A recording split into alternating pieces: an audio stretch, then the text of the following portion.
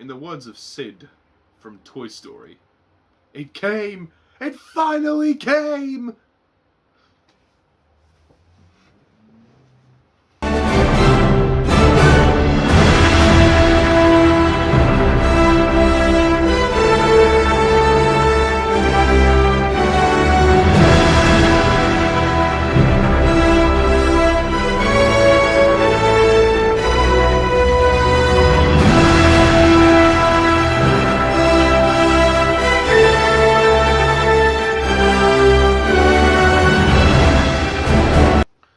Hello Marvel fans and welcome to my review of the much anticipated grand crossover, which is also the third Avengers movie in the MCU.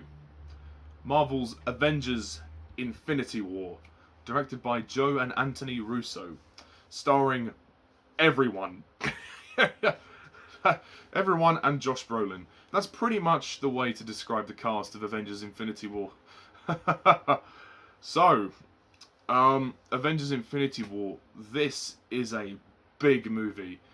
It is the much anticipated movie of the MCU, which we've been building up to for the past 10 years. Well, definitely the last 6 years. I mean, I would go so far as to say 10 years. Ever since the first Iron Man movie, we have been building up to this. The basic plot of Avengers Infinity War is that the evil alien Thanos is coming to search for the Infinity Stones, to which he will attach to his gauntlet, and with the snap of his fingers, he can destroy the universe, or rip the universe in half. And the Avengers have to stop him. That's kind of what you've got going on here in Avengers Infinity War. So, Avengers Infinity War. This movie has been hyped up for a lot of Marvel fans for many years. It is, well, arguably the biggest film ever made. Definitely the biggest MCU movie ever made. I mean, if this movie was to fail, then the whole last 10 years would have been for nothing. So, does it live up to the hype? The answer is yes. Does it deliver on its own as a great movie? Yes. Does it manage to juggle many characters and give them all something interesting to do? Yes, yes, and fucking yes. My goodness me, guys. Avengers Infinity War is fucking awesome. I love this film. I actually have now seen it twice. I managed to... I wanted to see it a second time before I reviewed it, to really take it in, because the first time you watch it, there is so much to talk about. There's a lot that goes on in this movie, and I will just say now, if you didn't see the notice at the start of this review, there are going to be full spoilers in this review. So if you haven't seen Avengers Infinity War and you don't want it spoiled, I would suggest that you click away and come back and when you've seen the movie. Or if you have seen the movie, and if you don't give a shit about spoilers, you can watch on. But you've been warned. So there's a lot of stuff to talk about here, and I think it's definitely a movie that pleases the crowd. This is a movie that is going to make many people happy. The downside of having this many characters in a film is the lack of character development. But what do you know? Marvel have already done that. All these characters have had development in their own films. That's the trick, you see. You have to develop your characters. The way they've set up this universe is so intricate. Everything connects, and it's a very difficult thing to do, and they've done it very well. I think the payoff has really paid off, and all these characters that we're seeing in the films, we know enough about them already before going into Infinity War. If you haven't seen any of the Marvel movies in the MCU before seeing Infinity War, you are probably going to be very confused. If you're watching this just for fun and you don't care about that stuff, then great, you know, each to their own. But this is a movie purely not only driven for fan service, but it also tells a very epic story in terms of Marvel. This is the biggest MCU movie ever. You thought Civil War was impressive. You haven't seen nothing yet. Infinity War, whilst I think the narrative of the story itself is fairly basic. It's, you know, It's basically a end of the world scenario that Thanos wants to find the Infinity Stones. I mean, we've been building up to this for ages, so we knew what was going to happen. He's coming to get the Infinity Stones, and all of the Avengers are crossing over, and they're all meeting up to destroy him. Let's name a few of them, shall we? We have Iron Man, Thor, Captain America, the Hulk, Black Widow, War Machine, Doctor Strange, Spider-Man, Black Panther, the Guardians of the Galaxy, and many more. There are so many people in this film. It is unprecedented, and I am amazed at how the Russo brothers handled this. They gave most of the characters something significant to do, and the way the film is structured is very, very impressive, because what they have to do is intercut, and they do that very well. Like for the start of the film, I mean, obviously, you know, this is spoilers.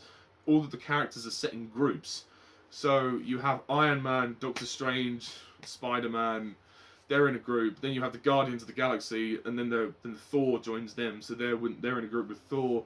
Then you have Captain America, Black Widow, Falcon, Scarlet Witch, Vision. They're all in one group, and then they join Black Panther and Wakanda. So all these characters slowly come in together at some point.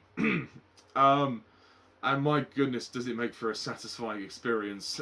It is truly a wonder to behold. It's just, you can't help but feel so much excitement when you watch this. I mean, this easily makes up for the disappointment that was Avengers Age of Ultron. I mean, geez, that movie, in comparison to this, that movie sucks. I mean, it's just it's not terrible, but it's just not great. I mean, this is great. It does what it set out to do, and it does it very well. And I was surprised at how much of an emotional punch it packed in. This movie definitely really forces itself with emotion, particularly in certain sequences. There are a few deaths. Yes, there are a few deaths. The first of which being Loki, which was a big surprise. For me, the beginning of the film was very interesting. I like the opening scene with Thanos on the ship when we've discovered all the Asgardians have been killed. And Thor is being held by Thanos, and Loki is being interrogated. And then it all culminates into the death of Loki, when Loki tries to kill Thanos, but then Thanos ends up killing Loki. Because Thanos has come after Loki, because as we know, Loki had the attack on New York in the first Avengers film, but Thanos was in control of Loki. So that's all backfired for him. So that was very good.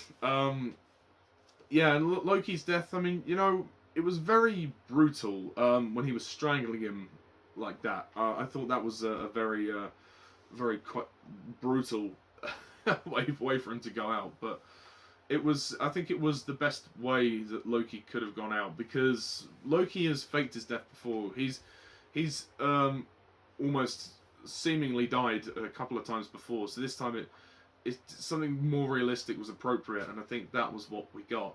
And you can see that Loki has really turned a corner. Like, him and Thor have kind of built bridges, and Thor actually feels a lot for the loss of Loki, which is very sad. But yeah, I mean, Tom Hiddleston in his very brief moments in the opening does a superb job, and he's played this character really well. So shout out to Tom Hiddleston.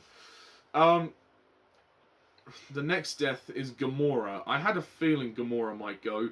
Gamora is obviously one of the Guardians of the Galaxy. She's the one that's covered in green. She is Peter Quill's love interest. She also is the adopted daughter of Thanos. And in a rather dramatic scene, Thanos ends up throwing her over the edge of the cliff and killing her to get the Soul Stone. Which is very sad. Interesting when we realise Thanos does actually love. I'll talk more about Thanos in a minute, but Gamora's death I thought was very powerful, and obviously, like, the repercussions of that, meaning Star-Lord's reaction is obviously quite, you know, intense. Like, the emotion of this film is very well played out. The moments, they all hit very well, and you feel the stakes a lot more with this movie, which is good. But yeah, Gamora's death was very sad. What's the place called? Valmir, or I think that's what it's called. Something like that. Basically, the place in the film where they go to this snowy planet, and then Thanos throws her over the edge. Yeah, and then of course the big the big thing to mention is the ending of the film. The ending was shocking. I really was quite surprised by the ending when, well, a lot of the Avengers died. That was very well done. Obviously, half of the universe has been destroyed, so the other half remain. And Thanos is obviously, in the end, he's either on the new Titan or he's on another planet of some kind, and he's looking out to the sunset. It's like he's created this new world, but at the cost of having a lot of the Avengers die, which is very very dramatic. It's a very sad, powerful moment, and I particularly thought Tom Holland as Spider-Man in that scene was very good when he was saying to Tony Stark, "Oh, I don't want to go. I don't want to go." That was very good. Yeah, so the movie has its moments, obviously, and obviously when one other moment which I really liked was when Vision says to Wanda, or what's her name, Scarlet Witch, when she has to destroy the stone inside his head. That was very powerful and very moving. This film is really long. It's 2.5 hours long, but it really doesn't feel like it for me. There's so many characters and there's so much that goes on that you really don't actually feel the length for me, and there's a lot of action to keep you going as well. There's tons of action, and the final battle is like unlike anything we've ever seen. It actually for me tops the airport battle in Civil War. It's that good. There's more people involved as well, which really helps. And I like the fact that we're going between different characters. They're not all together at the same time. There is a distinction between where some of the characters are and what they're doing. Like they all have their own quests to destroy Thanos, and I mean, the story is very well told, and it comes together in a nice package towards the end, and it packs the emotional punch. And this movie does have a lot of comedy, as a lot of the Marvel films do, but the comedy here for me really worked. They really got it down. They got it on point, and it wasn't. For me, the comedy didn't feel so much forced as it has done before, and it has come across before as very annoying and forced. This time, didn't feel any of that. All the jokes landed perfectly. I laughed my arse off during some of the jokes, and the way some of these characters interacted is just half the fun of it. It really is. So you'll have a fun time watching this film. You really will. Regarding Thanos, the villain, wow. What can I say? Wow, he is a great villain. Finally, the MCU has another great villain, as well as Loki being a great villain. I don't know if he beats Loki at the moment for me, but Thanos he's incredible. He's a great villain. He gets a ton amount of screen time in this film. He gets to do a lot, and I think what was interesting was seeing the emotional subtext of him, how his relationship with Gamora began, and how he killed her to get the Soul Stone. How he was forced to sacrifice somebody he loved, and Gamora was like, "Well, that's it. You're beaten because you don't love anyone or anything." Whereas he actually shed tears for her. He actually does love her, which is very interesting because he's a monster, but he does care for her like a father, which is very surprising, and it makes her death all the more tragic for me. And obviously, when we see his reaction as well, I thought that was brilliantly done. The motion capture work is astounding. When we see his reaction to her death, and he's got tears running down his face, that's good. So yeah, this movie is a big spectacle, and that's what it's meant to be. It does what it set out to do, and it does it perfectly. The direction by the Russo brothers is fantastic. They have driven this film to the best that they can. It does mean some characters get a little bit sidelined. I mean, I think Captain America, Black Widow, and Falcon, they do get a bit sidelined. They don't do as much as they do, and same with Black Panther. They don't do as much as some of the others, but that's to be expected. There's just so many people in this film. It's hard to give all of them enough to do. I mean, I think even at 2.5 hours, there's room for more character development. But you know, all of the characters that do get something important to do, at least they're all in there for a purpose, which is the most important thing. Plus, if you want more character development, just go and watch the other movies. I mean, if you want more detailed focus on each individual character, they all have their own films, or they're all in their own films. So, you know, I don't know what else to say about that, really. I think the production design is great. The locales, we go to many different locations here, which is good. That's very nice. The action sequences are very good, and as well the final battle is brilliant on Wakanda. And we only saw Black Panther a couple of months ago, so it's not been very long since we last saw Wakanda. But it makes an appearance in this film, which is nice, which is good. I really appreciated that. It is quite possibly Marvel's greatest achievement.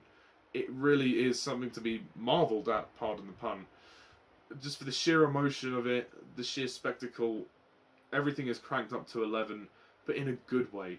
In a good way. It doesn't... The fact that it is a very action-packed movie and it has all those characters, it doesn't compensate for that. The Russo brothers tell it very well. I mean, I think if Joss Whedon directed this movie, I don't quite know if it would have the same feeling, and I don't quite know if he would be able to handle everything. I think it would have been too much for him. But this is a great movie, a really great movie. The music score was kind of baffling to me. I watched recently the Beyond the Trailer review for this film, the non-spoiler one, where Grace Randolph talks about the soundtrack, and she said it was kind of akin to Star Wars, in that some of the music felt like Star Wars, and you know, I could agree with that for the most part. There was some weird tracks in the soundtrack that just felt a bit odd. I don't know why. I mean, that's just me. I mean, it was used for dramatic effect, which was fine, but it almost felt like it was really very dramatic, like dum dum dum, like the drum beats, like the dum dum dum, like, and there was a lot of brass orchestral feelings with the orchestra sometimes. Obviously, you have the main Avengers theme, but those parts just felt like, oh, wow, it didn't quite fit for me. And yeah, I mean, overall, what can I say? I mean, do I have any problems with the movie? Well, yeah, maybe the film does rely a lot on its comedy, and it does try and crack a joke every 2 minutes, as a load of Marvel movies do, but it doesn't compensate that for the emotional drama that we have, and also just the sheer... I mean, this is impressive. It is hard to watch Infinity War, whether you like the movie or not, to deny that it is impressive. All these characters together, it really is something to be marvelled at, and, you know, I think it is hands down the single greatest achievement in the MCU, and it could pretty much be my favourite film of the MCU. There is nothing else like it, and I don't think there will be anything else like it. I mean, if the next film is to be as good as this, I will be extremely impressed. So, yes, I am going to close off my review of Avengers Infinity War by scoring it a perfect 10 out of 10.